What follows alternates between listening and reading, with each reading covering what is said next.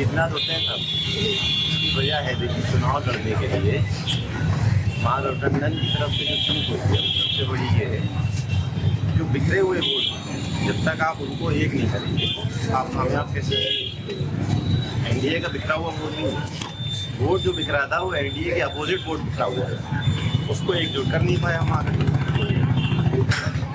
आपका सुशांत किशोर अलग लड़े, जितना भी नुकसान किया महागठबंधन एमआईएम अलग लड़ी 28 सीटों में, 5 में वो जीत गए। बाकी सीटों में जो भी वोट एमआईएम को मिला वो वोट था तो महागठबंधन। अब जब आप अपने बिखरे हुए वोटों को इकट्ठा नहीं कर पाएंगे या फिर एक ठोस रणनीति नहीं बना पाएंगे तो आप एनडीए के खिलाफ कैसे जीतेंगे। वो सत्ता में है, सेंटर में है, पावर है उनके पास, हर तरह से चुनाव लड़ना भी जानते हैं, 24 घंटे चुनाव मोड में रहते हैं, हर स्टेट में अच्छे तरीके से रहते हैं। अब ये तो महागठबंधन की एक पार्टियाँ जो है उसमें शामिल, इसमें कांग्रेस है या तेजस्वी यादव है या अखिलेश है, जो भी है अपने स्टेट। तेज प्रताप यादव भी चुनाव हार गए, इसे आप कैसे देखते हैं? पारिवारिक राजनीति का असर है या फिर उनकी कोई कमी रह गई? तेज प्रताप पारिवारिक राजनीति है, देखिए पारिवारिक आपस में अगर खलफिशार होगा तो उसका असर तो पड़ेगा राजनीति पर। और तेजस्वी को भी नुकसान हुआ, तेज प्रताप ने नई शुरुआत करी तो उनको बेनिफिट मिलना भी नहीं चाहिए। सिद्धरामैया यादव भी चुनाव हार गए, देखिए जो स्टार है उनको अभी चाहे आप निरहुआ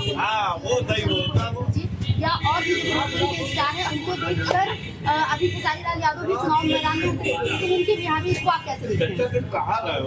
पब्लिक ने मैम ये तो बड़ा सीधी सा बोल है, पब्लिक ने एनडीए को ही पसंद करा, नीतीश कुमार के कुछ अच्छाइयाँ रही उन्होंने इसको पसंद करा। अब ये पार्टियों से कुछ लोग नाराज भी होते हैं, कुछ उनकी खूबियों से वाकिफ भी रहते हैं तो उनको सपोर्ट करते हैं, लेकिन जो बेस है इसका वो यही है कि एनडीए के अपोजिट का जो वोट है, एनडीए को तकरीबन 50 या 52% वोट मिला, उसके अपोजिट वोट है वो बिखरा हुआ है, उसको एकजुट नहीं कर पाए लोग। वो ठोस रणनीति चाहिए थी चुनाव के लिए, और चुनाव में बहुत संजीदगी से वो सीरियसली लड़ा जाता है जब आपके सामने बहुत मजबूत कोई जनाधार, और वो एनडीए के यानी बीजेपी के चुनाव लड़ने का जो तौर तरीका है उस पर भी गौर करना चाहिए। अपोजिट पार्टियों वो चुनाव बहुत सिस्टमेटिकली और 24 घंटे चुनाव मोड पे ही रहते हैं, एक एक गली से लेके उनका कार्यकर्ता छोटे से ब्लॉक स्तर से लेके नेशनल लेवल तक बहुत सीरियसली चुनाव पे फोकस करता है। बाकी अपोजिट पार्टियों में वो सीरियसनेस नज़र नहीं आती, उनमें आपसी वो तो आरोप उनका काफ़ी हद तक सही है, तो चुनाव आयोग की जो कारगुजारी उससे अंदाजा भी लगता है, तो एक बहुत बड़ा ड्रॉबैक है, उस पर तो बहुत संजीदगी से काम होना चाहिए। आप मानते हैं इसमें भी वोट चोरी की गई है? ये तो मैम बहुत कुछ भी पॉसिबिलिटी हो सकती है मैम, इलेक्शन में बहुत फेयर रहा नहीं अपने यहाँ का इलेक्शन, कोई बहुत ज़्यादा क्लीन नहीं कह सकती कि वो एकदम क्लीन चिट देना है कि बहुत ईमानदारी से सब जगह चुनाव होता है। अखिलेश यादव ने 25 रैलियां की वहाँ पर, लेकिन उसका असर भी नहीं दिखा, रैलियों में भीड़ दिखी, लेकिन जो परिणाम है, जो नतीजे है वो बिल्कुल अपोजिट है, इसका क्या कुछ कहेंगे?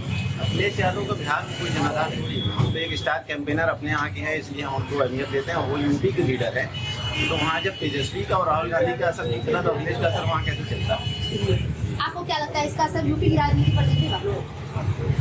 फिलहाल तो अभी आज करंट की पोजीशन में बिहार में जो एनडीए ने इतना बड़ा बहुमत हासिल करा उससे बीजेपी को मजबूती मिली है यूपी के अंदर। आगे क्या हालात रहते, चुनाव आने से पहले पहले कई हालात बदलते रहते हैं, बहुत सारे सानिया ऐसे होते रहते हैं कि मुल्क के अंदर या स्टेट के अंदर। आखिरी सवाल, अगर ये नतीजे उत्तर प्रदेश में होते तो आप कैसे देखते हैं?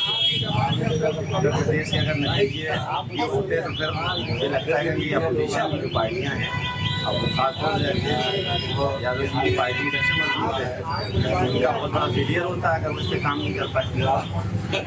भाई 10 साल ऑलरेडी हो गए, इसमें तो एंटी इनकम्बेंसी भी आ जाती है पार्टी की, अगर उसको भी आप सही से कैच नहीं कर पा रहे तो कहीं ना कहीं आपकी रणनीति चूक रहेगी। 2027 के चुनाव में क्या बदलाव चाहते हैं?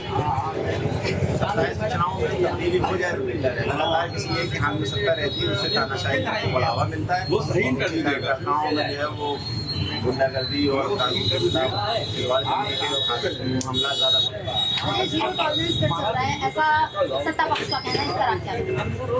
सत्ता पक्ष तो अपने लिए पॉजिटिव कहेगी, मगर आपकी नजर में आप यहाँ के नाम जीरो टॉलरेंस से हमें 100% बात हम एग्री नहीं करेंगे। कहीं कहीं बहुत ज़्यादा परेशानियाँ हैं, लॉ एंड ऑर्डर का बहुत ज़्यादा मिसयूज हो रहा है और आम लोग काफ़ी हद तक परेशानी महसूस कर रहे हैं बहुत सारी जगहों पर।